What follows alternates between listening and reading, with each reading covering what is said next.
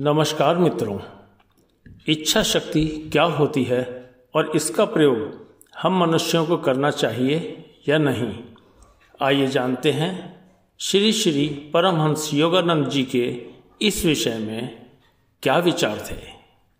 श्री श्री परमहंस योगानंद जी इस विषय में कहते हैं कि इच्छा शक्ति ही आपको दिव्य बनाती है।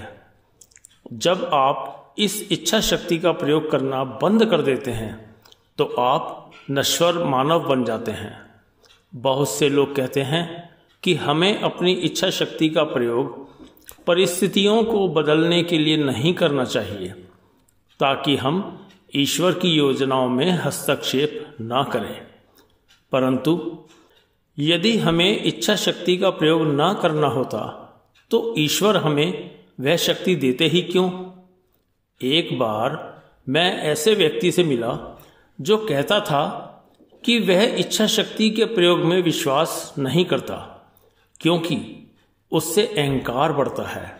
उसका कहना था, आप अभी मेरा विरोध करने के लिए बहुत सारी इच्छा शक्ति का प्रयोग कर रहे हैं। मैंने कहा, आप बोलने के लिए भी उसका प्रयोग कर रहे हैं, आप खड़े होने के लिए या खाने के लिए या सिनेमा जाने के लिए, यहाँ तक कि सोने के लिए भी उसका प्रयोग कर रहे हैं। आप जो कुछ भी करते हैं उसमें इच्छा शक्ति का प्रयोग करते हैं। इच्छा शक्ति के बिना आप केवल एक यंत्रवत व्यक्ति बन जाएंगे। जब ईसा मसीह ने कहा था, प्रभु मेरी इच्छा नहीं केवल आपकी इच्छा पूर्ण हो, तो उनका यह अर्थ नहीं था कि इच्छा शक्ति का प्रयोग नहीं किया जाना चाहिए। वे यह दर्शा रहे थे कि मनुष्य को वासनाओं के अधीन रहने वाली अपनी इच्छा शक्ति को झुकाकर ईश्वर की इच्छा के साथ जोड़ना सीखना चाहिए। इसीलिए जब दृढ़ता से उचित प्रार्थना की जाती है तो वह इच्छा शक्ति है। आप जिस परिणाम के लिए प्रार्थना कर रहे हो उसकी संभावना में आपको पूर्ण विश्वास होना चाहिए। आपको यदि घर की आवश्यकता हो और आपका मन कह रहा हो, अरे मूर्ख, घर बनाना तेरे वश की बात नहीं, तो आपको अपनी इच्छा शक्ति को और अधिक बलवान बनाना चाहिए।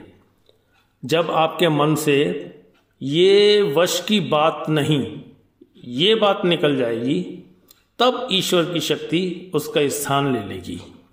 आपके लिए आसमान से कोई घर गिराया नहीं जाएगा। आपको उस लक्ष्य की प्राप्ति के लिए रचनात्मक कार्यों द्वारा इच्छा शक्ति को निरंतर प्रयुक्त करते जाना होगा। जब आप असफलताओं से हार माने बिना निरंतर प्रयास करते रहेंगे तो आपकी इच्छित वस्तु प्राप्त हो जाएगी।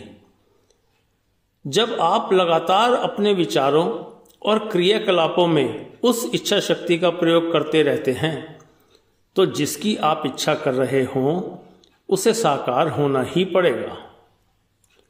यदि आपकी इच्छा के पूर्ण होने का कोई तरीका दुनिया में ना हो, तब भी अगर आपकी इच्छा शक्ति निरंतर दृढ़ रहती है तो इच्छित परिणाम किसी न किसी तरह प्रकट हो ही जाएगा। इस प्रकार की इच्छा शक्ति में ही ईश्वर का उत्तर होता है, क्योंकि इच्छा शक्ति ईश्वर से ही आती है और अखंड इच्छा शक्ति दैवी इच्छा शक्ति है। दुर्बल इच्छा शक्ति एक सीमित इच्छा शक्ति है। कठिनाइयां और असफलताएं उसे नष्ट कर देती हैं। अनंत शक्ति के स्रोत से उसका संबंध टूट जाता है। परंतु मानवीय इच्छा शक्ति के पीछे ईश्वर की इच्छा शक्ति होती है जो कभी विफल नहीं हो सकती। यहां तक कि ईश्वर की इच्छा शक्ति को रोकने की शक्ति मृत्यु में भी नहीं है।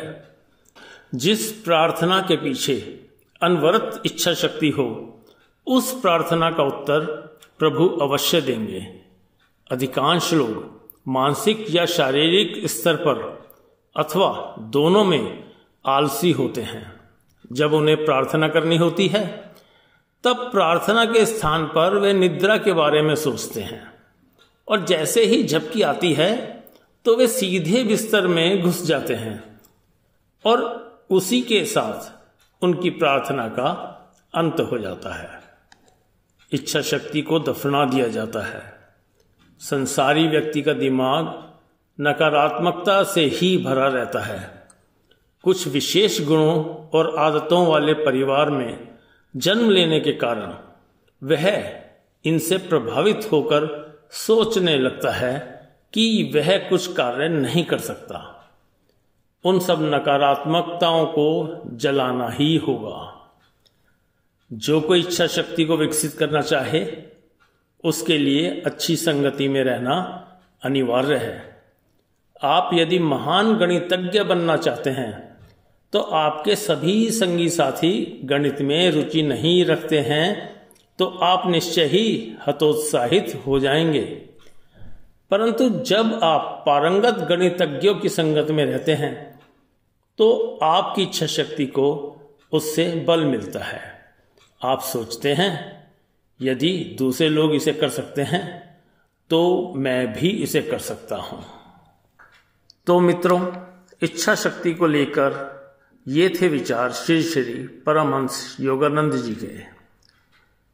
फिर मिलेंगे, तब तक के लिए नमस्कार।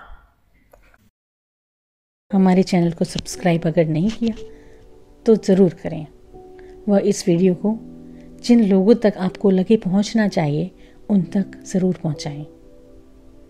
मिलते हैं जल्दी। धन्यवाद।